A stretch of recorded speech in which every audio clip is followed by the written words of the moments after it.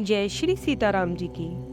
हिंदू धर्म में वेदों को ज्ञान का एक अमूल्य स्रोत माना जाता है और उसे ज्ञान का भंडार कहा जाता है। यह ज्ञान सदियों से मनुष्यों को पीढ़ी दर पीढ़ी मार्गदर्शन प्रदान करता आ रहा है।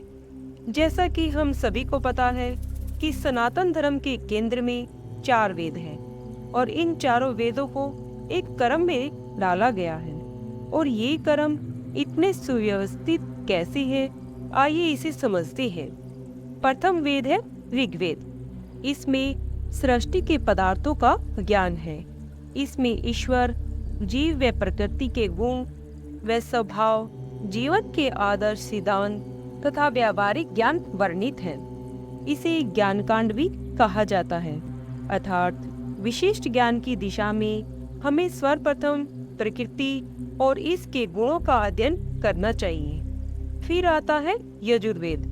अब पदार्थ की प्रकृति और इसके गुणों के अध्ययन के पश्चात उसे कार्य रूप में परिवर्तित करना होता है, मतलब अब प्रैक्टिकल करने का समय है। इसलिए यजुर्वेद में कर्मकांड प्रधान विषय है। अब ऋग्वेद के ज्ञान योग और यजुर्वेद के कर्मयोग से ईश्वर की रचना का बोध हो जाता है, जिससे मनुष्य में भक्ति भाव उत्पन्न हो जाता है।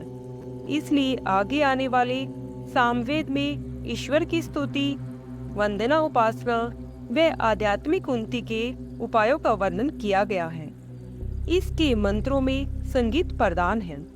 इसी वजह से श्री कृष्ण जी ने भगवत गीता में स्वयं बोला है कि मैं वेदों में सामवेद हूँ। ज्ञान योग, कर्म योग व भक्ति योग की विद्या से एक विशिष्ट ज्ञान की उत्पत्ति होती है, जिसे विज्ञान कहते हैं। इसलिए अथर्ववेद में, जो कि अंतिम वेद है, इसका विषय विज्ञान और तकनीकी ज्ञान का समावेश है, जैसे मनोविज्ञान, अर्थशास्त्र, समाजशास्त्र, राजनीति, कृषि, आयुर्वेद, गणित, ज्योतिष शास्त्र, रसायन शास्त्र आदि। वेदों की एक और विशेषता है, इनकी रचना मनुष्यों के द्वारा नहीं की गई। वेद सर्वप्रथम ऋषियों के हृदय में ईश्वर के द्वारा उतारे गए थे, जब वे तपस्या में लीन थे। इसलिए वेदों को श्रुति भी कहा जाता है, क्योंकि पहले ऋषियों ने उन्हें सुना तथा फिर अपने शिष्यों को सुनाया। वेदों को नित्य माना जाता है, यानी यह सदैव अस्तित्व में है और उन्हें किसी और ने नहीं बनाया। स्वयं वेद इस बात के साक्षी है कि वेद उसी परमात्मा की वाणी है। वेदों की प्राचीनता शास्त्रों ने सिद्ध की है। वेदों के अंदर प्राचीन ऋषियों के ज्ञान का भंडार धरा हुआ है। वेदों के द्वारा ऋषियों ने समस्त संसार में ज्ञान का प्रकाश फैलाया। कोई भी ऐसा ज्ञान नहीं है जो वेदों में न हो। सारे ज्ञान का आदि स्रोत परमात्मा ही है। महर्षि दयानंद ने लिखा है कि सब सत्विद्या और जो पदार्थ विद्या से जाने जाते हैं, उन सब का आदि मूल परमेश्वर है। जिस प्रकार महर्षि व्यास ने अपने महाकाव्य महाभारत के बारे में कहा था कि जो इसमें है वही अन्यंत्र है और जो इसके पास नहीं है वह दूसरी जगह में भी नहीं है। वैदिक परंपरा के अनुसार सबका आधार वेदों को माना गया है। मनु कहते हैं संपूर्ण वेद ही धर्म के मूल है। यह धर्म ही वेदों का विषय है। आज भी भारत में कोई धार्मिक विधि बिना वेद पाठ के प्रारंभ नहीं होती। वेद यद्यपि स्थूल रूप से भिन्न भिन्न प्रतीत होते हैं, पर उनका अंतिम विषय एक ही है। यजुर्वेद का विषय कर्म। यजुर्वेद को कर्मवेद भी कहा जाता है।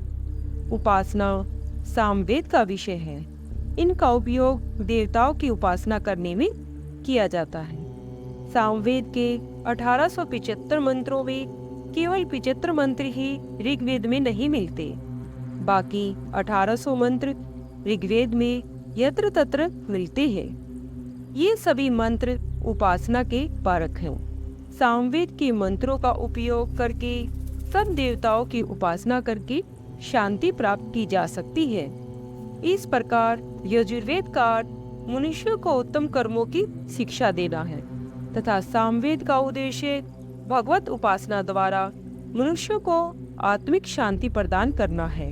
वेद एक सुकृत वेद है। सुख का अर्थ है सुधन उक्त अर्थात सुभाषित या उत्तम वचन।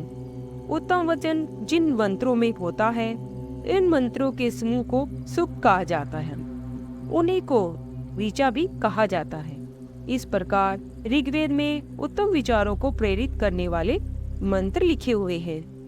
मनुष्य की उन्नति ये सभी सीढ़ियां हैं। उपनिषद में कहा है, मनुष्य जिसका मन से ध्यान करता है उसी को वाणी से बोलता है, और जो कुछ वह वाणी से बोलता है उसी को कर्म में लाता है, और जो कुछ वह कर्म करता है उसी का उसे फल मिलता है। इन चारों वेदों के विषय में परस्पर ये सब मेल खाते हैं। सद्विचार और सत्कर्म में किसी प्रकार का भेद नहीं हो सकता। इसी प्रकार ऋग्वेद और यजुर्वेद में भी किसी प्रकार का फर्क मानना भूल है। विचार, क्रिया, भक्ति और एकाग्रता में जो परस्पर संबंध है, वही संबंध इन चारों वेदों में भी है। जय श्री सीताराम जी की।